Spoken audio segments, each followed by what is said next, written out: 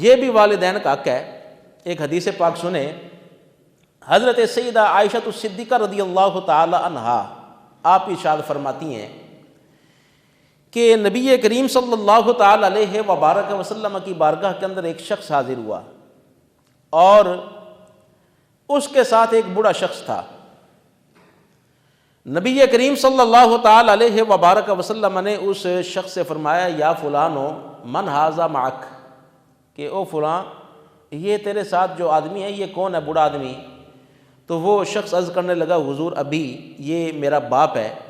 تو نبی کریم صلی اللہ تعالی علیہ وبارک وسلم نے ارشاد فرمایا، فلا تمشی امامہ ولا تجلس قبلہ ولا تدعہ باسمہ ولا تستصب لہ۔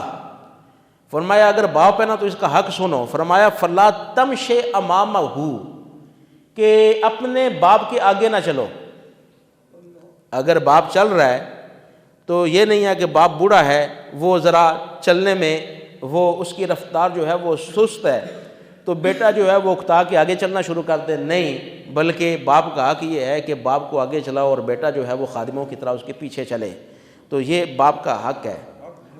تو یہ فرمایا فلا تمشی امامہ، اپنے باپ کے آگے مت چلو۔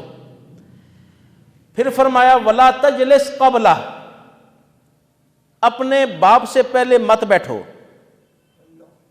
کسی جگہ گئے ہو، وہاں پر بیٹھنے کا موقع آ گیا ہے تو پہلے اپنے باپ کو جگہ دو بیٹھنے کی، باپ بیٹھ جائے پھر بیٹھو۔ یہ نہیں ہے کہ بیٹا جو ہے وہ بیٹھ گیا ہے اور باپ جو ہے وہ ابھی کھڑا ہے، منتظر ہے کہ مجھے کوئی نشست ملے جس کے اوپر میں بیٹھوں۔ تو فرمایا لا تجلس قبلہ، اپنے باپ سے پہلے مت بیٹھو۔ اور پھر فرمایا ولا تدعہ باسمہ، فرمایا کہ اپنے باپ کو اس کا نام لے کر مت پکارو۔ اپنے باپ کو پکارنا ہے ادب اور احترام کے ساتھ، کوئی پیارا لقب دے کر اپنے باپ کو پکارو، کبھی بھی اپنے باپ کو اس کا نام لے کر مت پکارو۔ ولا تستصب لہ، اور فرمایا کہ اپنے باپ کے لیے گالی اور دشنام کا سبب مت بنو، اپنے باپ کی طرف گالی یا برائی کو کھینچ کر مت لاؤ۔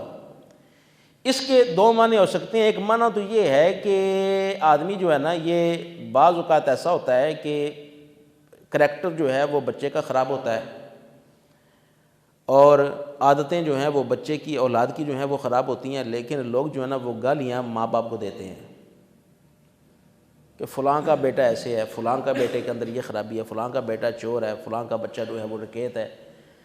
تو لوگ جو ہے نا وہ نسبت باپ کی طرف کر دیتے ہیں۔ تو اس کا معنی ایک یہ بھی ہو سکتا ہے کہ لا تستصب لہ، کہ اپنے باپ کے لیے گالی کا سبب مت بنا، مطلب یہ کہ اپنے جو افعال ہیں، اپنا جو کردار ہے اور جو تمہارے اعمال ہیں ان کو درست رکھو اور اتنا پیارا رکھو کہ جب لوگ اس کو دیکھیں تو تمہارے باپ کو گالی نہ دیں، بلکہ تمہارا عمل اور تمہارا کردار دیکھ کر لوگ تمہارے باپ کی تعریف کریں کہ کتنا خوشبخت ہے وہ انسان کہ جس کو اللہ تعالیٰ نے اتنی نیک اولاد عطا فرمائی ہے۔ تو یہ والدین کی طرف اپنی جو گالی ہے یا برائی ہے اس کو کھینچ کر مت لاؤ۔ اور دوسرا یہ بھی کہ ہماری جو زبان ہے نا، جب ہم بولتے ہیں لوگوں کے ساتھ تو ہماری زبان کے اوپر گالیاں ہوتی ہیں، اور یہ اکثر نوجوان طبقے کے اندر یہ عام ہوتا ہے جی کہ ماں باپ کی گالی کے بغیر وہ گفتگو نہیں کرتے۔ مذاق کے اندر بھی جب بولنا ہو تو مذاق بھی اسی طرح کرتے ہیں کہ ماں کی گالی دے دی، باپ کی گالی دے دی، اور پھر اس کے ساتھ وہ ہم کلام ہونا شروع ہو گئے۔ تو آگے سے کیا ہوتا ہے کہ وہ آدمی بھی جو ہے نا وہ جواب کے اندر پھر گالی دیتا ہے۔ یہ دوستوں کے اندر عام چیز ہے ہمارے معاشرے کے اندر۔ تو اس چیز سے خدا را بچیں کہ اگر آپ اس کو گالی دے رہے ہیں، وہ آپ کو گالی دے رہا ہے، تو گالی تو آپ کے والدین کو پہنچ رہی ہے۔ تو حضور نبی کریم صلی اللہ تعالی علیہ وبارک وسلم ارشاد فرما رہے ہیں کہ باپ کا حق یہ ہے کہ کبھی بھی اس کے لیے گالی کا سبب مت بنو، اس لیے اپنی زبان کو سنبھال کر رکھنا چاہیے۔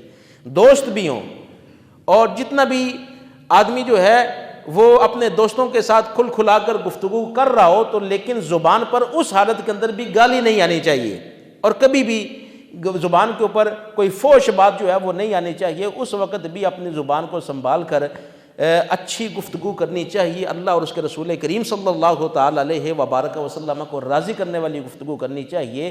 ایسی گفتگو نہیں کرنی چاہیے کہ جس کے ساتھ اللہ تعالیٰ بھی ناراض ہو، اللہ تعالیٰ کا رسول بھی ناراض ہو، اور ہم یہ سمجھ لیں جی کہ ہم خوش طبعی کر رہے ہیں، ہمارا مذاق چل رہا ہے۔ یہ ایسا کوئی مذاق نہیں ہے، یہ تو جہنم کے اندر جانے والی بات ہے۔ اس لیے ان چیزوں سے ہمیں اپنے آپ کو بچانا چاہیے۔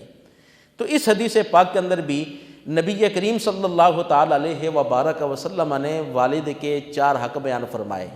پہلا حق یہ ہے کہ باپ چل رہا ہے تو اس سے آگے نہیں چلنا، اور ولا تجلس قبلہ، دوسرا حق یہ ہے کہ بیٹھنا اس سے پہلے نہیں ہے، پہلے وہ بیٹھے پھر تم بیٹھو، اور پھر یہ کہ اس کو اس کا نام لے کر نہیں پکارنا، اور پھر چوتھے نمبر پر یہ بیان فرمایا کہ اپنے باپ کے لیے گالی اور دشنام کا سبب نہیں بننا، اپنے والد کے لیے نیک نامی کا سبب بننا ہے۔ تو یہ والدین کے حقوق تھے جو نبی کریم صلی اللہ تعالیٰ علیہ وبارک وسلم نے بیان فرمائے۔